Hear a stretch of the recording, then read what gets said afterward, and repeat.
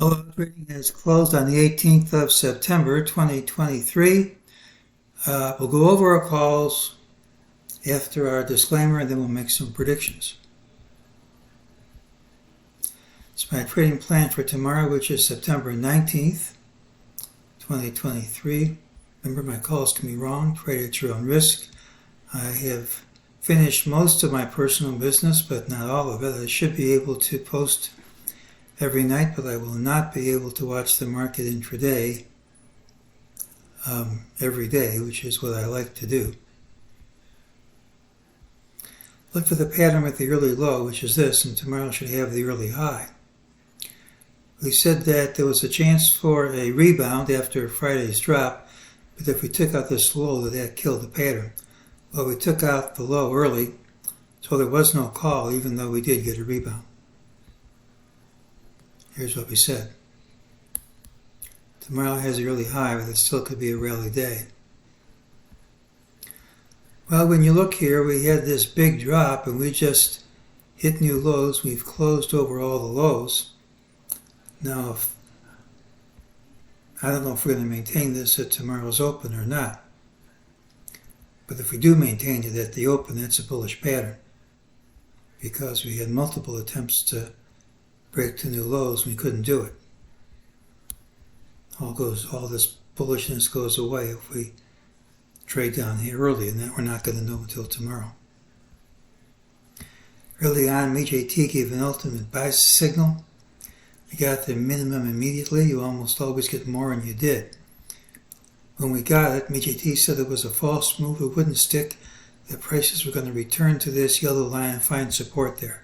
It took a while to play out, but it did play out, so that's been satisfied. GT said this rally wouldn't stick, this drop said it wouldn't stick, and that's all played out.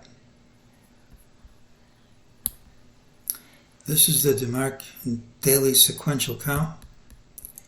We have bar number 11.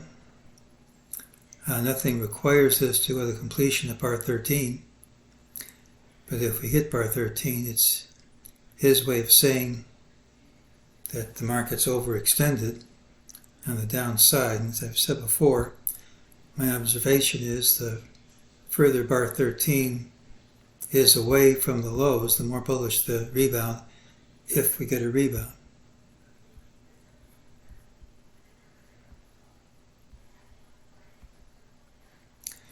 Well, tomorrow's pattern has a really high and a late low, regardless of where we open.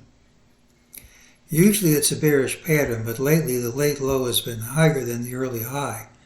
So it is possible for the day to have a bullish bias. Sentiment indicators, pretty reliable indicators, are at levels typically seen at the market bottom.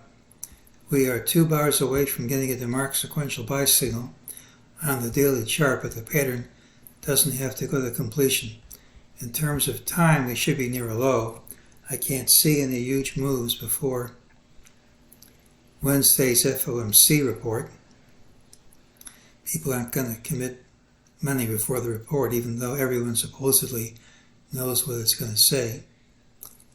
As far as time goes, I think we're all set. Now, as far as prices go, I'd like to see lower prices to get a more favorable entry, but today's close over multiple prior lows, if maintained,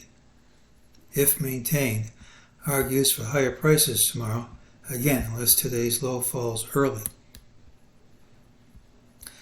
So I think we're getting wound up for a big rally here. Everybody's pretty negative. Sentiment indicators are saying we're going higher. The DeMark indicators are on the verge of saying we're going higher. This is actually a bullish pattern if it's maintained. Of course, if we are down here, it's not.